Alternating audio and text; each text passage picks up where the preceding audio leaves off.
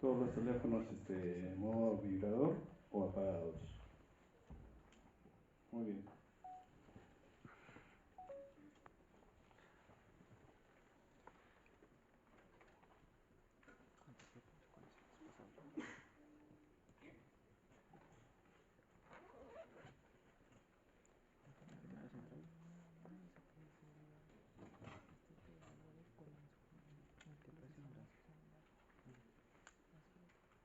Estoy subiendo todas las webs en orden.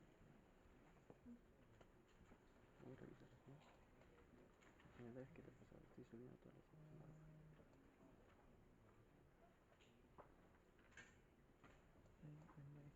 Bueno, vamos a ver lo del tema de hepatosplenomegalia en niños. Si bien es cierto, la universidad nos exige competencias a alcanzar con la revisión del tema o la exposición del tema, hay que saber que es uno de los síntomas frecuentes en la consulta pediátrica.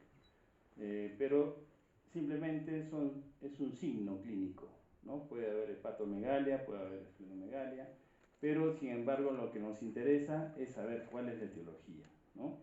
Y las manifestaciones clínicas que nos va a dar esta hepatoesplenomegalia en realidad puede empezar desde afecciones agudas a afecciones crónicas, ¿no?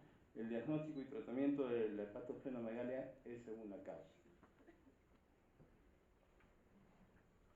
Bueno, su bibliografía tomada de referencias, el libro Nelson, tanto el Tratado de Pediatría como Pediatría Esencial, y un artículo que se lo recomiendo, que es de la Asociación Española de Pediatría, que es hepatoesplenomegalia en niños.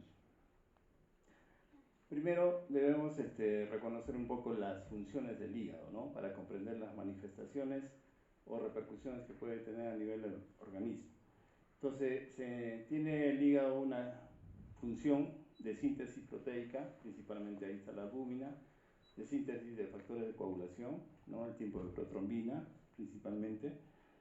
También se encarga de la producción de triglicéridos, almacenamiento de glucógeno, ¿no? Que sirve como reserva, pero también sintetiza vitamina B12, hierro, cobre, ¿no? Como sustratos o sustancias que son necesarias.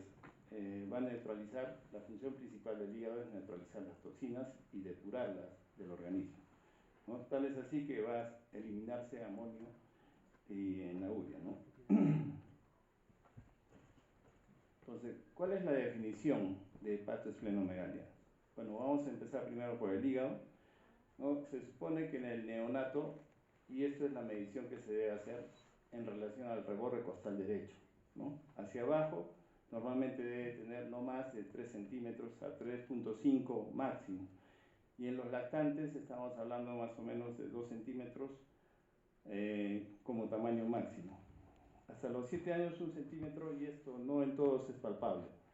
Pero una hepatomegalia ya está definida según el rango de edad, ¿no? Y también eso es por el nivel de abajo, debajo del reborde costal derecho, pero hacia arriba es en base a la percusión, ¿no? Ustedes tienen que percutir una cierta matidez, ¿no? Que esto se puede determinar mejor con la medición por estudio de imágenes, con la ecografía, ¿no?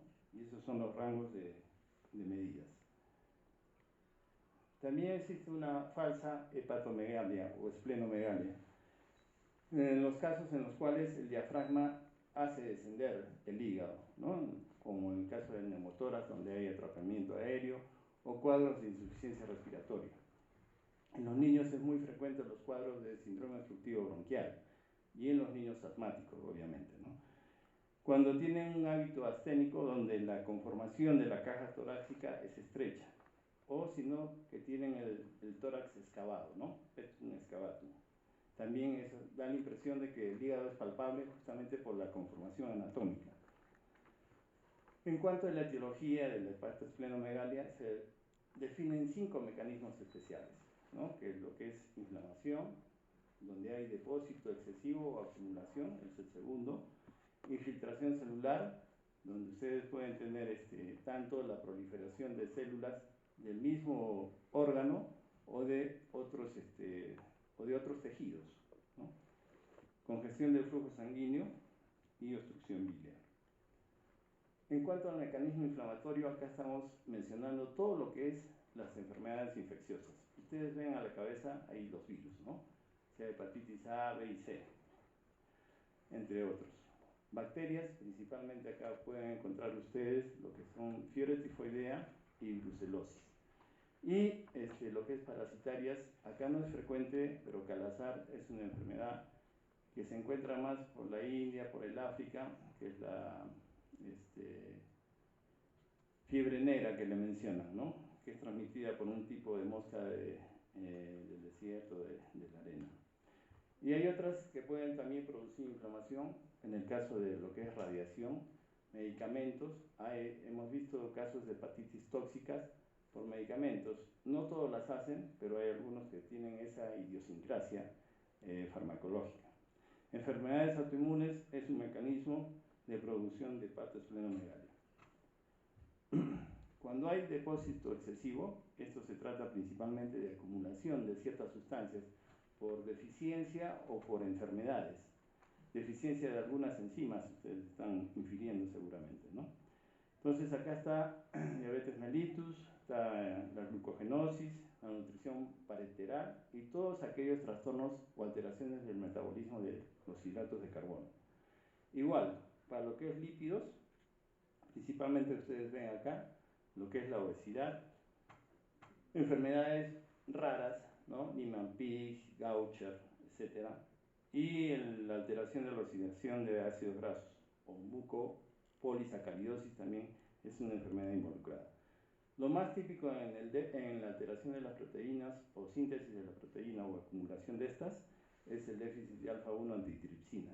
¿Se acuerdan del alfa-1 antitripsina? Inmediatamente relacionado con fibrosis quística, ¿no es cierto?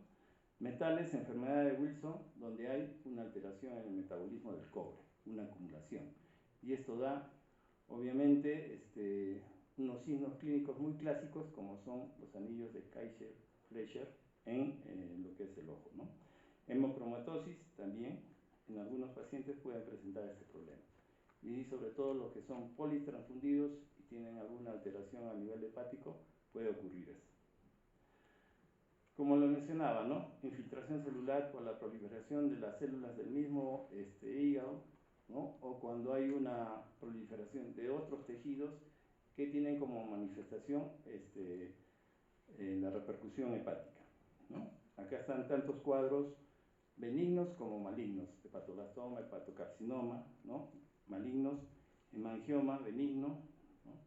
Y otros cuadros medios raros o enfermedades hematológicas como hemofagocitosis, hematopoiesis extramedular y también lo que son quistes, tanto parasitarios como los quistes congénitos esplénicos en algunos casos. En las causas extrahepáticas, ustedes están viendo bien definido ahí lo que son leucemias, linfomas y otros tumores, ¿no? Metástasis de qué? Puede ser neuroblastoma, de tumor de Wilks, entre otros. Cuando hay una congestión del flujo vascular o flujo sanguíneo, también puede dar un agranamiento del hígado. En este caso puede ser a nivel suprahepático o infrahepático, ¿no? La insuficiencia cardíaca, las pericarditis restrictivas, obstrucciones de las venas suprahepáticas, lo que es la hipertensión portal, cirrosis, ¿no? O enfermedad veno-oclusiva también. Entonces, ustedes están viendo acá los mecanismos y las causas etiológicas, ¿no? La obstrucción biliar, que puede ser intrahepática o extrahepática, ¿no? Litiasis biliar a la cabeza y atresia biliar también. Entonces, la definición de hepatomegalia quiere decir en niños prácticamente de 6 años a más va a ser todo hígado palpable más allá de los 2 centímetros, ¿no? Entonces, pero muy importante es el enfoque clínico. Y esto es lo que siempre ustedes deben buscar cuando estén empezando su carrera profesional en el primer nivel de atención, que es la historia clínica. La historia clínica es el instrumento médico-legal, ¿no? Tanto para la labor asistencial como para lo que es problemas médicos legales, donde ustedes tienen que tratar de averiguar mediante el interrogatorio de los familiares o al cuidador, que sea la mamá, la abuela, etcétera, o la tía, la hermana, ¿Cómo ha sido la historia de los síntomas? ¿Desde cuándo han aparecido? ¿Cuál es la secuencia que tienen? ¿Si es insidioso o no es insidioso? ¿Si se presenta en forma diaria? ¿Si es progresivo? ¿Si se asocia a otros síntomas? Si ustedes no hacen una buena historia, prácticamente se van a comprar diagnósticos. Cuando ustedes tengan referencia a otros sitios, o sea, ya en otro nivel de atención, les refieren a un paciente del nivel anterior, y ustedes se compran la historia sin averiguar más cosas, viene por eso, perfecto. De repente, en el transcurrir del tiempo, van a ver que su tratamiento, su diagnóstico etiológico probablemente no surta efecto o no tenga el efecto esperado, ¿no? Entonces, por eso es muy importante anamnesis, o sea, historia clínica, examen físico, antecedentes, ¿no? Y ya como medios auxiliares, ¿no?, van a confirmar la sospecha o la impresión diagnóstica inicial. En las historias que ustedes tienen en todos los cursos, van a ver ahí impresión diagnóstica, o sea, cuál es la impresión clínica que ustedes tienen. Y basado en esto, vamos a ver lo que son los antecedentes familiares. Si hay una historia de hepatopatía, colecitomía, probablemente haya una alteración en el metabolismo, ¿no? Si se encuentra una anemia, una ictericia, alguna alteración de lo que es una enfermedad hematológica, hemolítica principalmente, ¿no? Esplenometomía igualmente, ¿no? Puede ser también un déficit congénito, una alteración, o producido por un medicamento, una vacuna o una enfermedad, ¿no?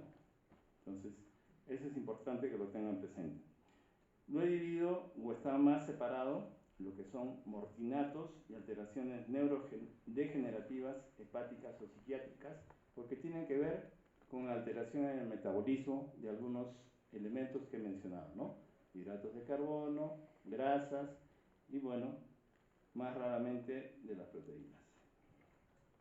Entonces, ¿cuál es la historia médica previa? Es muy importante que averigüen si la madre tiene antecedentes, ¿no? Sea de infecciones durante el embarazo, para lo que es TORCH, ¿no? Hay pacientes o hay niños que nacen con el hígado y el vaso de tamaño aumentado y sin otra manifestación. Entonces, la primera causa en la cual pensar a esa edad tendría que ser TORCH, ¿no? Una infección transmitida, puede ser por toxoplasma, citomegalovirus, etc. Rubiola, si es que la madre tiene adicción, ¿no?, a drogas, si es que ha tenido transfusiones, porque puede ser un mecanismo por el cual se ha infectado, ¿no? Entonces, todos esos factores de riesgo tienen que ser transmisión de tipo de infección vertical, ¿no? Cuando recién nacido ha sufrido la canalización de la vena umbilical, ¿no?, para hacerle una exsanguínea transfusión en las policitemias, o cuando ha tenido una onfaloclisis para hidratarlo, que raramente ya no es una práctica usual, ¿no?, sino más que todo para hacer las exsanguíneas transfusiones totales, ¿no? Esta puede tener un acceso o la formación o la transformación cavernomatosa de la vena porta, ¿no? Entonces, el retraso en la expulsión del meconio también asociarse o no a fibrosis quística, ¿no? Entonces, estos antecedentes son importantes, ¿no? El uso de drogas, productos sanguíneos, tatuajes, ¿no?, historia de cardiopatía en el niño que puede descompensarse y puede darle un cuadro de insuficiencia cardíaca, ¿no? Y el antecedente de enfermedad inflamatoria intestinal o inmunodeficiencia también aumenta la posibilidad de colangitis effervescente primaria. Entonces, la anamnesis, tengan presente los síntomas de una enfermedad infecciosa o hepática. Hay una premisa bien clara. En afecciones agudas del hígado pueden ser solo 3 causas, ¿no? Uno lo que es infecciosas, otro es una alteración hematológica y otro es lo que es enfermedad hepática propia, ¿no?, que ya no logre compensar el organismo y sea el debut. Y estamos hablando de un periodo agudo, más o menos 7 días, ¿no? 7 a 10 días máximo. Entonces, el desmedro nutricional tiene que ver mucho con lo que son alteraciones metabólicas.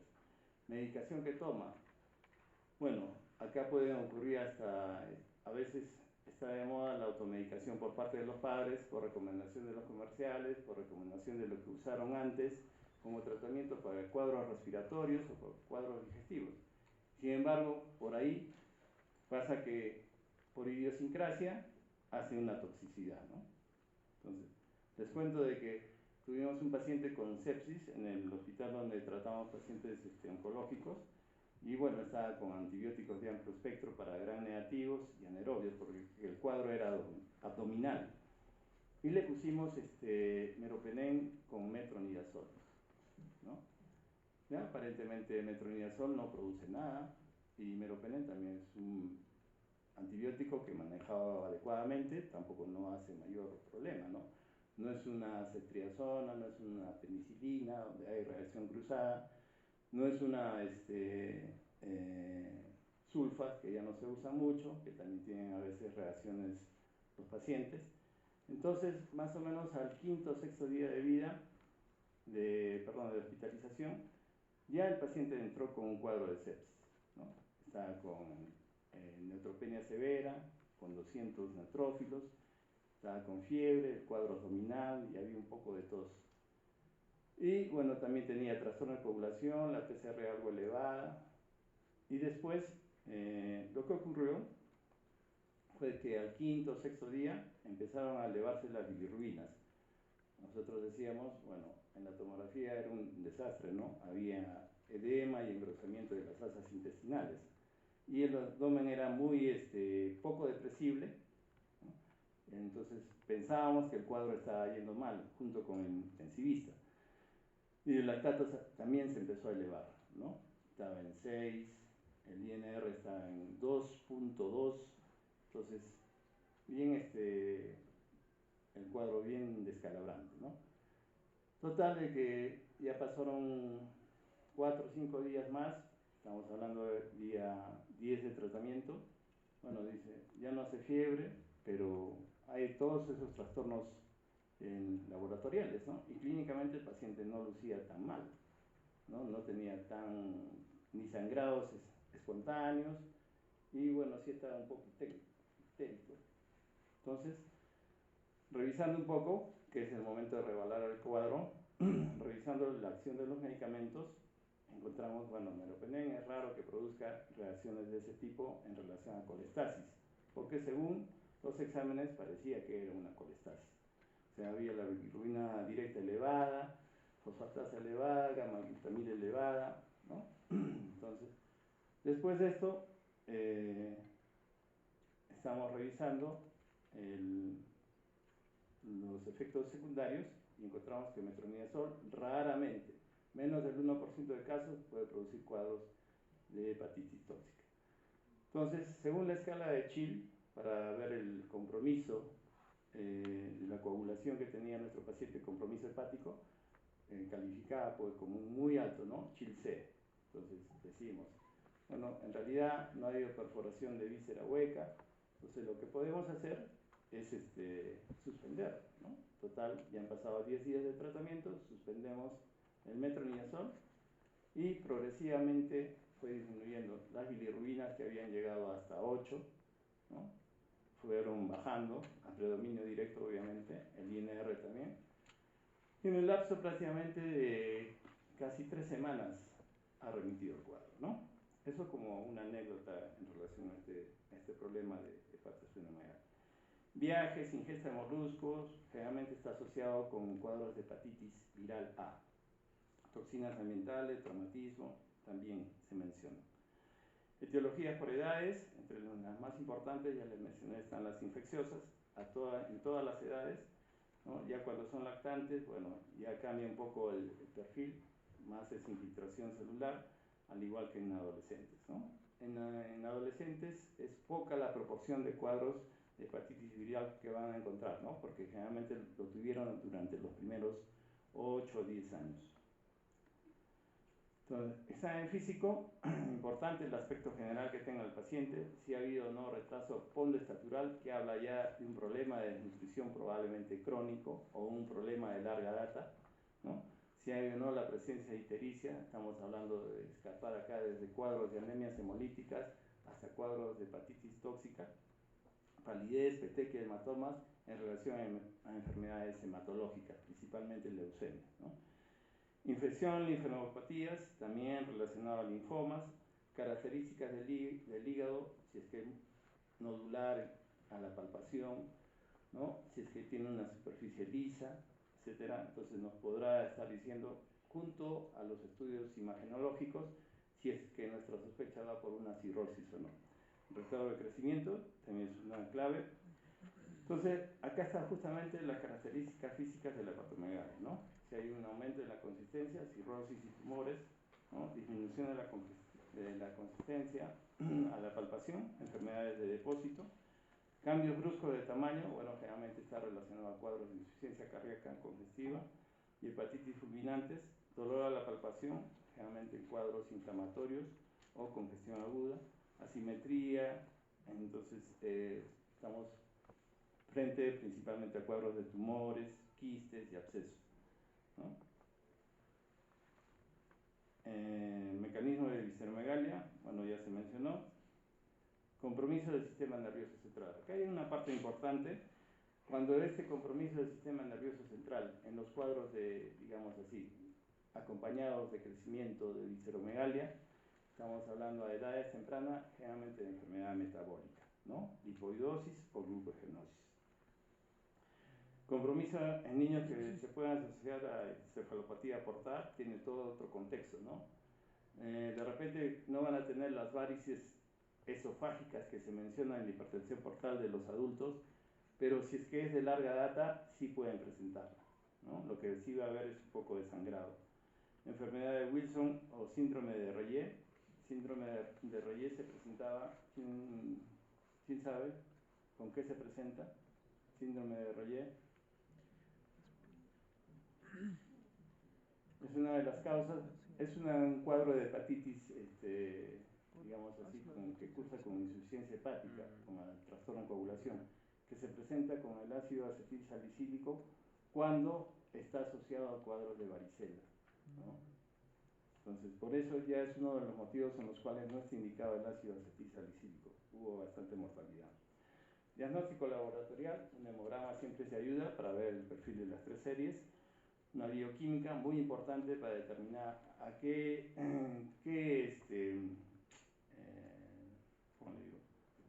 función está afectando del hígado, estudio de coagulación, examen de orina, serología importantes, y justamente acá está este cuadro resumen de los estudios bioquímicos de la función hepática, ¿no?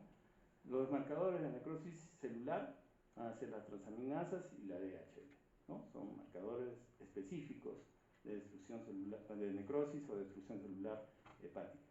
Los de colestasis, bilirrubina directa, fosfatasa alcalina, gamma-glutamil, todavía se hacen, pero la 5-nucleotidasa no siempre está disponible y tampoco es muy sensible. Marcadores de transporte de iones orgánicos, ácidos biliares, que tampoco he visto que sea últimamente, y bilirrubina sí. Las síntesis proteicas, en los casos inclusive que aportan al diagnóstico de nutridos severos, ¿no? Que vendría a ser la albúmina sérica, factor de coagulación, lipoproteínas. Otros marcadores de funciones metabólicas, bueno, ya saben ustedes, marcadores de insuficiencia hepática, principalmente tiempoprotrombina y glucosa, ¿cierto? Okay. Entonces, diagnóstico por imagen, un estudio simple como la ecografía nos puede revelar, con Doppler sobre todo, es la prueba más útil, ¿no? Tomografía, resonancia se quedan para otro nivel, en el caso de que ya estemos pensando desde malformaciones hasta tumoraciones.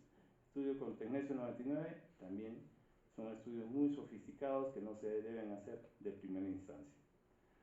Pero el diagnóstico definitivo a veces no es fácil, ¿no? Teniendo las imágenes podemos sospechar el cuadro y a veces es necesario llegar a la biopsia. La biopsia en los cuadros metabólicos va a ser importante, ¿no? Glucogenosis, Gaucher, etc. Permite estudiar la histología y verificar la presencia de productos de depósito, ¿no? En cuanto a las funciones del vaso, ¿no? Ustedes ya conocen que es un reservorio para factores 8 y plaquetas que tienen una función de inmune, ¿no? También hay una función de filtración donde selecciona ya los glóbulos rojos que son maduros y ya no tienen una membrana deformable, en los cuales se hace una selección de hemocateresis, ¿no? La función de inmunidad, que está cubierta principalmente por anticuerpos y fagocitosis, ¿no? Y la definición de plenomegalia es todo crecimiento palpable mayor de 2 centímetros. También puede haber una falsa esplenomegalia. Hay que diferenciar estos cuadros de esplenomegalia de lo que es hiperesplenismo, donde se acompaña generalmente un aumento de la función del vaso con citopenias, con una bicitopenia o una pancitopenia, donde existe un aumento de la actividad de la médula ósea. Puede asociarse o no a esplenomegalia, ¿no? Generalmente, para determinar la altura clínicamente, se empieza desde la parte inferior de la pelvis, la palpación, hasta, puede ser uni o bimanual, ¿no? Hasta llegar hasta el reporte hepático izquierdo, ¿no? En los casos de leucemia mieloide crónica, no la aguda, se puede encontrar fácilmente vasos palpables de 6, 8, 10, 18 centímetros por debajo del reborde costal, ¿no? Es una de las características. Entonces, las causas más comunes pueden ser por causa infecciosa, por causa metabólica, por neoplasias, que ya he mencionado alguna de ellas, que es frecuente, enfermedades metabólicas, al igual que la esplenomegalia, donde se acompaña y cuadros de congestión. Acá sí es muy característico cuando existe hipertensión portal, que haya repercusión también a nivel de crecimiento del vaso. Y las enfermedades autoinmunes también son bastante frecuentes con crecimiento del vaso, ¿no? Pueden ser hematológicas, infecciosas parasitarias, con hipertensión portal y de causa hepatógena, o sea, donde se origina el problema, y de otras causas, ¿no? Igual, si es una enfermedad que estamos pensando que sea sistémica, puede acompañarse de fiebre, adenopatías, ascitis, astenia y dolor osteoarticular. A veces puede ser una esplenomegalia asintomática, ¿no? Donde en los exámenes auxiliares se puede encontrar anemia, puede que haya quistes por los medios de estudios de imágenes, ¿no? Y también donde se pueda encontrar hipertensión portal. Obviamente, si nosotros estamos viendo que tiene circulación colateral, ¿no? Que tiene esplenomegalia, probablemente sí esté haciendo una hipertensión portal, ¿no?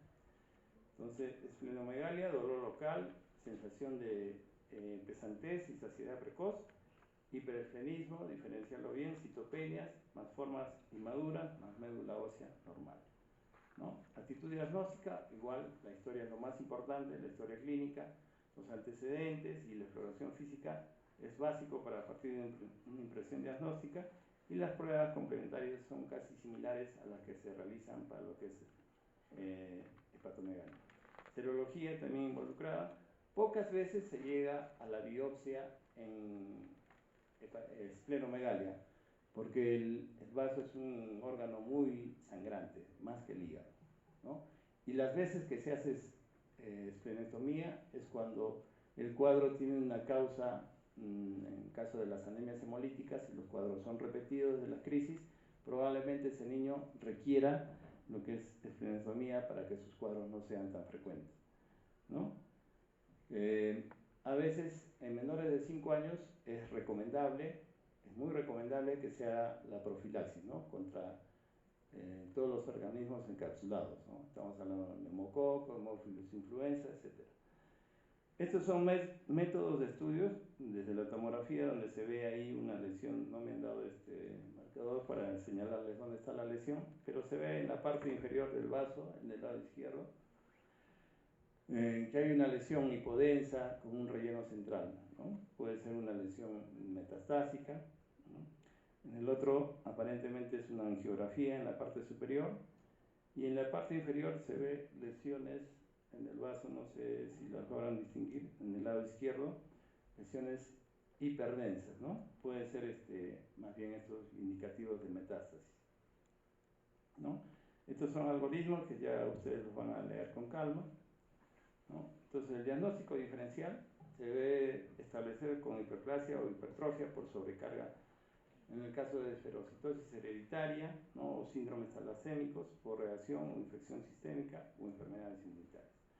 Congestión pasiva, enfermedades infiltrantes, ya lo he mencionado, y se habla de una esplenomegalia masiva cuando tiene 8 centímetros por debajo del borde costal o pesa más de 1 kilo, ¿no? Diagnósticos diferenciales conexiones mesentéricas alargadas, aumento del lóbulo hepático izquierdo, que haya vasos accesorios, quistes esplénicos, conocidas también como pseudoesplenomegalia.